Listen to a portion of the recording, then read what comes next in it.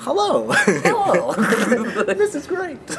um, I am once again meeting someone very interesting. Go ahead and introduce yourself and kind of describe your, your identity. Okay. My name is Mason. I go by Mason J artistically and professionally. Mason J. Yeah, I am San Francisco's current reigning and the first Mr. Trans Man.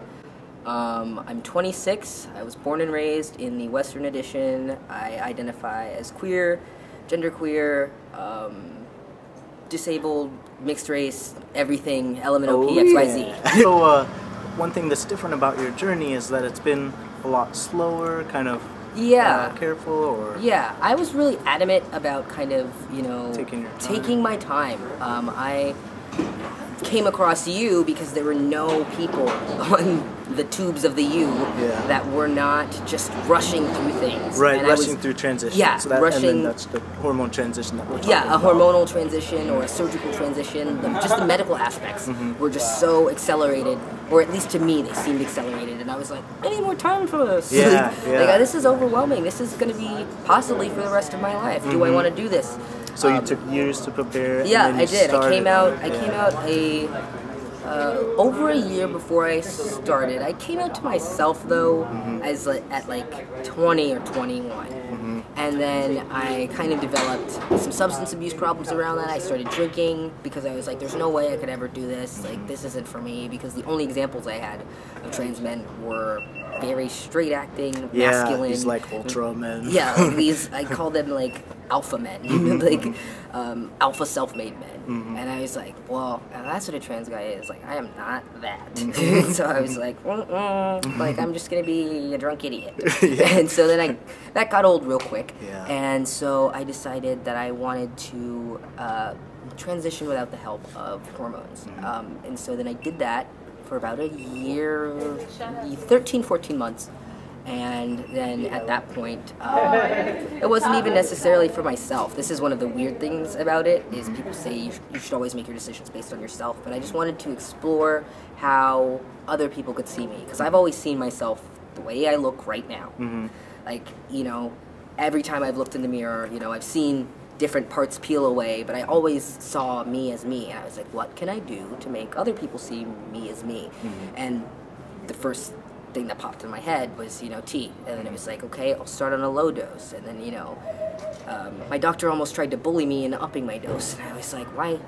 Like, I'm okay with this. I'm doing it slowly. And, he was like, well, we've seen an uptick in people who, start transitioning and then stop for whatever reason. And I said, well, that's okay for those people. I might even be one of them myself. But for now, I'd like to be in control of what I'm doing, and I don't really need to have anything sped up, because there's a lot of mental health stuff that can be aggravated by like the sudden introduction of brand new hormones that your body has dormant in it but doesn't have at those levels. And that's and that's something where you're using your intuition and you know that you could be different from another person, and you want to have a little bit of control over that. Ironically enough, the dose I had started myself on is only 0.001 cc's less than what I'm on now. And honestly, had I been on the full dose, I might have had health complications. Because it was determined that I don't need a full dose. That's really, so like the doctor that I didn't know this. It's not like I am not a doctor. It's not like I knew that I was saving myself like from possibly dying from taking a full dose. And they were like, not like your heart couldn't have exploded, but you might have had some major issues. I was like, well, it's good to know that it made sense for me to say no, and that's ultimately what I want to convey through this video is to anyone watching, is ultimately you know yourself the best. Yes, you do. You know your body the best. You know what feels good, what feels authentic to yourself in your transition. And I'm on almost half of I guess a little more than half of what a standard dose is, but because the medical community is still learning things, there's not understanding conclusive stuff done. There's, it's still a work in progress, because, oftentimes, unlike myself, people don't stay out once they transition, so they go stealth. And there's nothing wrong with that. I feel like that is an option, and sometimes based on your location or your own personal comfort, that is your only option. But since there's so few guys who, are coming back and sharing their stories and their journeys, or, succumbing to illnesses or addictions or whatever, you're not seeing really there's no breadth of trans male elders. Yeah, exactly. I know the a lot of old elders. trans women, but I don't know very many That's trans very men over good 40. to bring up. Like- Yeah, we're looking for you. Yeah, if you're out there, Yeah. hit me up. 'cause Even I wanna know. in the city here, there's No. not the elders. No. Huh. You see like a few of them, like they're old and grizzly. Yeah. And, the thing is, because a lot of people go stealth, they might be around. I don't Yeah, know. yeah, that's a great point. That could be one Walk right skating by. by me right now. Like, I don't know. Yeah, yeah. Because Good people point. are so touch and go about how open they are about Yeah. how they identify.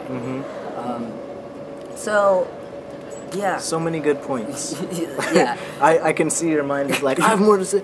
You've got so much to say. Yeah, because this is a rich topic. This is a rich topic, and I the- think it's Yeah. imperative to let people know that there's not one way to do things. Yes, yes. And that's because the media, they look to reduce us to either our junk, our surgery, or our before and after reveal. Yeah, or like 1 year later. Yeah. Like- This is how he lives now. Yeah. He's happily married. He has a dog. He's becoming a firefighter, and he He's wants so to be normal. Superman. Yeah, exactly. And that never resonated with me. So I almost Yeah. feel like it took me longer to come out Yeah. and realize that I needed to transition Exactly. because I wasn't seeing The myself cookie reflected, cutter and that's way, why yeah. I started.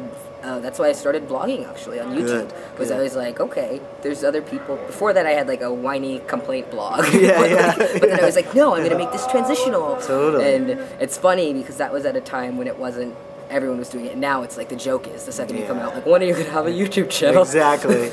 Well, I would just like to say thank you so much Yeah. for the thank you time for today. letting me talk to you. And I would love to, meet up again. Yeah. And make some more really interesting videos, and I'm glad we know each other. Yeah.